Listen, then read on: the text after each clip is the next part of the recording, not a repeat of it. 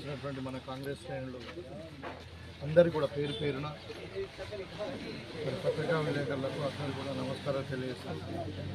చాలా సంతోషం. ఇలా దర్పల్లి గ్రామంలో పెద్దమ్మ తల్లి దర్శనం చేయించి మరి సన్మానించి నన్ను గౌరవించినందుకు మనందరినీ కూడా అంటే పెద్దమ్మ తల్లి దీవెనలు అందించి ఇక్కడ అభిషేకం ఇవన్నీ కూడా చేయడం జరిగింది.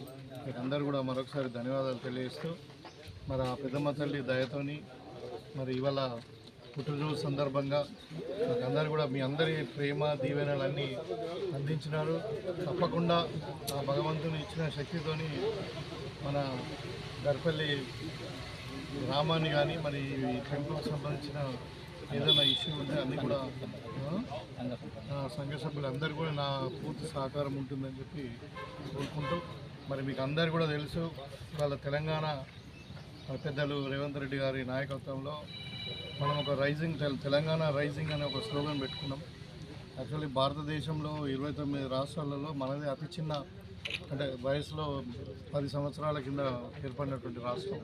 కానీ వాళ్ళ భారతదేశంలోనే నంబర్ 1గా దూసుకెళ్తున్నటువంటి సందర్భంలో రేవంత్ రెడ్డి గారి నాయకత్వంలో మనందరం కూడా పనిచేస్తూ ఉన్నాం.